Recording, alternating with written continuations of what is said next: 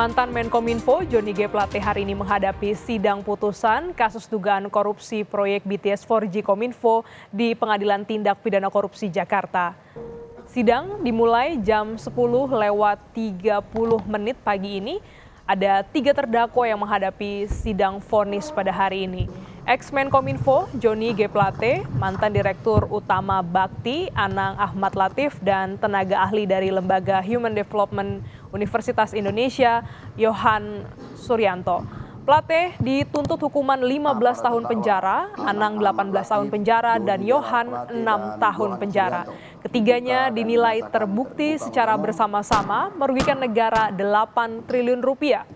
Dalam pembelaan terakhirnya, Plate mengklaim penetapan dirinya sebagai tersangka syarat unsur politis.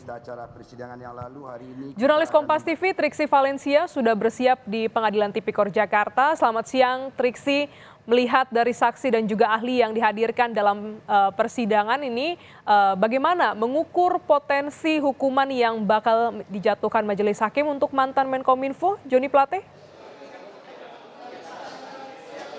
Ya, Gladys dan juga saudara, tentu kita harus melihat lagi perjalanan sidang dari mantan Menteri Kominfo Johnny G. Plate beberapa minggu lalu, kemudian juga dari fakta-fakta yang terungkap dalam persidangan, termasuk juga dengan bukti-bukti yang sudah terkuak dalam persidangan yang sudah berlangsung sampai akhirnya pada hari ini akan menjadi pertimbangan keseluruhnya dari majelis hakim maupun juga hakim anggota.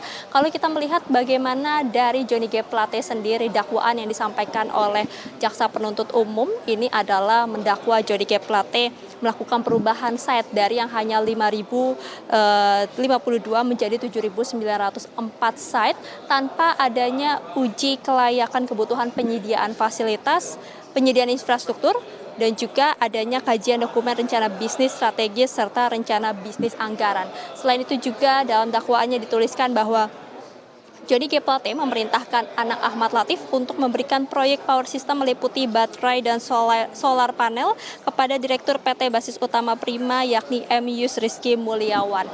Nah, memang kalau terhadap Anang Ahmad Latif bukan hanya ini saja, tapi juga dalam kesaksiannya di persidangan pada waktu itu Anang Ahmad Latif ini juga menyampaikan bahwa Johnny G. Plate meminta untuk dicarikan dana yang dikatakan adalah sebagai uang tambahan untuk biaya kerja keras anak-anak. Dari rincian data yang dikeluarkan bahwa Anang Ahmad Latif ini menyatakan sudah ada setidaknya 20 kali penyetoran dana sekitar 500 juta setiap bulannya kepada Johnny G. Plate dari kurun waktu Maret sampai dengan Oktober 2022. Lalu kemudian juga ada lagi daftar-daftar yang dikeluarkan, yakni setidaknya total ada 1,5 miliar rupiah untuk sumbangan gereja di 200 juta pada April 2021, kemudian juga pada Juni 2021, Maret 2022 sebesar 500 juta dan juga Maret 2022 juga sebesar 1 miliar rupiah. Itu adalah setidaknya data-data yang dikumpulkan dari kesaksian yang disampaikan oleh Anang Ahmad Latif. Lalu kemudian kalau misalnya kita melihat lagi dari keseluruhannya, memang dari Anang Ahmad Latif ini juga menjadi salah satu orang yang mengumpulkan dana atau menghimpun dana setidaknya sampai 240 miliar untuk dibagikan ke beberapa pihak. Seperti salah satunya adalah mengalir bukan hanya ke DPR Komisi 1, tapi juga ada ke BPK dan juga ada ke salah satu menteri yang diketahui ini adalah Menteri Pemuda dan Olahraga yakni Dito Aryo Tejo dengan uang sebesar 27 miliar rupiah. Memang Dito Aryo Tejo sendiri sudah sempat datang dan juga memberikan kesaksian terhadap aliran dana atau yang dikatakan ada dugaan menerima 27 miliar rupiah tersebut. Namun dalam kesaksiannya dirinya menyatakan bahwa tidak pernah bertemu maupun juga jika bertemu dengan Anang Ahmad Latif ini adalah untuk membahas terkait dengan status perusahaannya yang akan masuk ke bursa hukum, ke lantai bursa maksud kami. Lalu kemudian juga ada lagi hal-hal yang kemudian pengembalian dana senilai 27 miliar rupiah oleh salah satu penasihat hukum kepada Kejaksaan Agung yang totalnya ini sama persis dengan apa yang sudah disampaikan di persidangan yakni 27 miliar rupiah. Akan tetapi memang tidak diketahui dari mana pengembalian uang atau 27 miliar rupiah tersebut diberikan. Sampai saat ini Kejaksaan Agung juga terus menelisik, namun dikatakan memang sudah disita untuk menjadi alat bukti hukum dalam persidangan.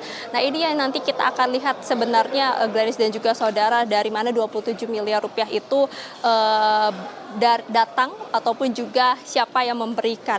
Nah, kalau misalnya kita juga melihat dari duplik ataupun juga nota pembelaan yang disampaikan oleh Johnny G. Plate beberapa waktu lalu atau minggu lalu, di mana dikatakan bahwa penetapan dirinya sebagai tersangka kemudian juga menjadi terdakwa dikatakan ini adalah berkaitan dengan politik, karena misalnya kalau kita melihat memang dari Partai Nasdem bukan hanya dari Johnny G. Plate saja, tapi juga ada Syahrul Yassin Limpo yang kemudian juga saat ini sedang berkasus di KPK, yang inilah yang kemudian akhirnya dilihat oleh Johnny G. Plate bahwa memang ada unsur politik dalam penetapan dirinya sebagai tersangka. Lalu kemudian juga dikatakan terkait dengan nota pembelaannya bahwa memang perubahan site dari 5.000 menjadi 7.000 ini adalah atas perintah dari Presiden Joko Widodo maupun juga instruksinya. Maka dari itu yang nanti kita akan dengar secara bersama-sama Gladys dan juga saudara adalah pertimbangan dari majelis hakim. Seperti apa kemudian yang sudah dinilai,